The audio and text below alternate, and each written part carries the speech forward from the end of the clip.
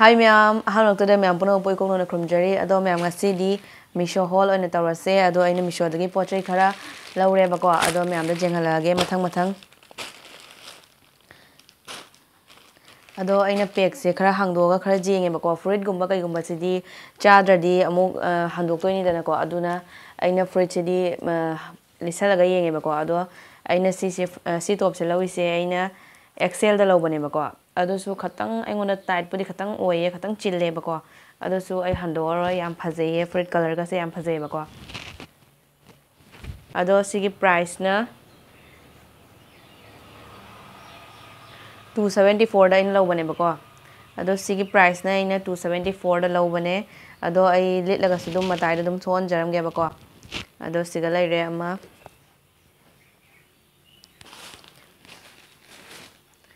aduga next na ina black color gi top macha ama laure ado saise dum simple ne bako ado saise na ina saise dum litlaga matai da dum thon jaram ge ado saise na ina black color gi se 155 ta lawbane bako ado description da dum code dum hapcharam ge myamna pamba yaroga di dum changaga dum laibiyo ado siga aina sari cover ama laure bako ado piece se kaino ni piece se ahum ne ba ina lawise ado aina saise quality su am phaiye ado saise aina paman gina ani am de aina phi hapchan gre bako sari hapchan gre ado jam su chawe bako saise ado yam phaiye quality su yam phaiye saise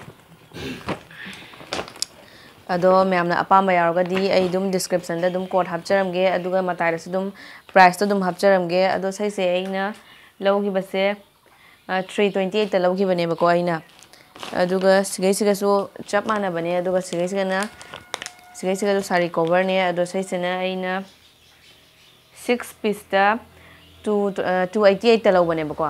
ado saise di yamna hadi quality se yamna afaba quality oide ado myam ai dum hadi matai da dum thon jaram ge bako price ka aduga dum thon jaram ge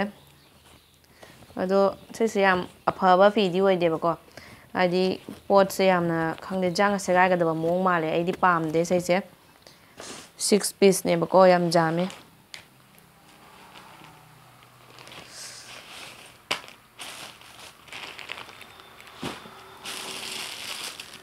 aduga next aina slipper laure bako ado sum sesu dum myam matai da dum phajana hadi myam na sengna una bagi damakta matai da dum thon jaram ge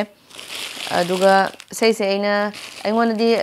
size se 3 chabane ba ado aina khatang chawna hadi yum da dum tongna bagi ni na size to khatang chawra su dum nungai da na ko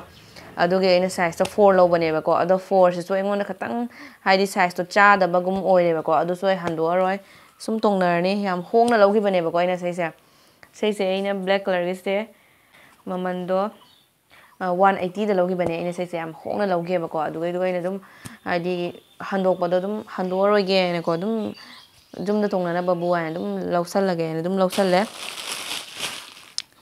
aduga siga na wall sticker ne bako ado wall sticker se yamna nungshi bako krishna gi ne ado adum matai da dum myam matai da dum thon jaramage sisu yamna phajaye bako saise di yamna pamjare aina adoni myam pamiraga di makha da ai dum description da dum hapcharamge code sing do aduga price do dum hapcharamge ado myam pambiraga di dum changaga dum laibiro Misho dagi